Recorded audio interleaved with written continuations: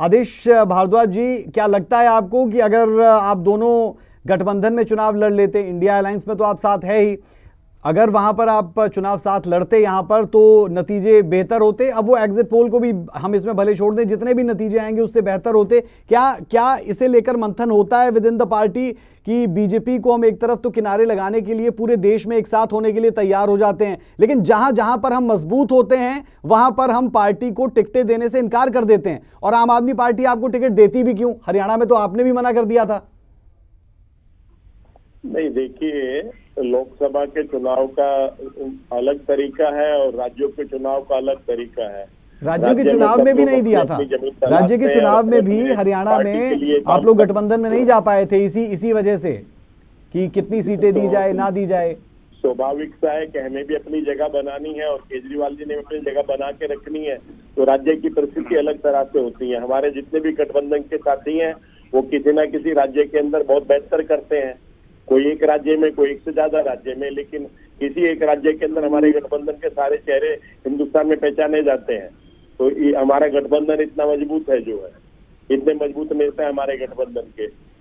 मोदी जी के गठबंधन में जो आप देखते हैं वो किस तरह से उनके भी गठबंधन के साथी चुनाव लड़े हैं, एनसीपी यहाँ पे चुनाव लड़ी है, बाकी लोग भी लड़े हैं। तो इशू ये नहीं है, इशू ये है कि ये दिल्ली के आने वाले 5 साल कैसे हो, उसके लिए कौन क्या करना चाहता है। हमने अपनी बात बड़ी मजबूती के साथ लोगों में रखी और लोगों को कहा, लोगों ने हमारी बात को माना भी, और ये आपको परिणाम 8 तारीख को नजर आएंगे। तो हमने 15 साल दिल्ली में जब शीला जी की सरकार थी, जैसा विपिन शर्मा जी भी अभी कह रहे थे, जो हमने काम किए वो काम दिखते थे, बताने नहीं पड़ते थे। ये सच्चाई है कि हमारा दोष कहीं ना कहीं लोग हमारे में ढूंढते हैं, तो हमारे काम में नहीं ढूंढते। लोग ये कहते हैं कि कांग्रेस अपने किए हुए को बता नहीं सकी, तो ये सच्चाई है, क्योंकि हम लोगों की गाड़ी कमाई के पैसे को एडवर्टाइजमेंट में नहीं उड़ाते। हम लोगों के गाड़ी कमाई के पैसे को उनके विकास के लिए लगाते हैं, उनकी उन्नति और तरक्की के लिए लगाते हैं।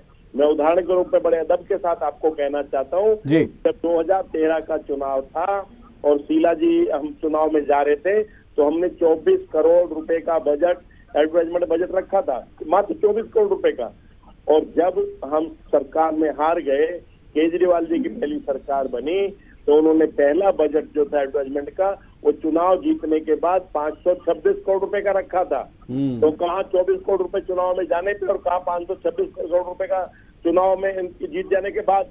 अब तो शक्ल दिखाने की आवश्यकता नहीं थी, काम करने की आवश्यकता थी, लेकिन कुछ लोगों ने जगह इस तरह से बनाई थी कि अपने एड के माध्यम से कांग्रेस को बदनाम करने के लिए ये तो षड्यंत्र रचा गया था, जो है।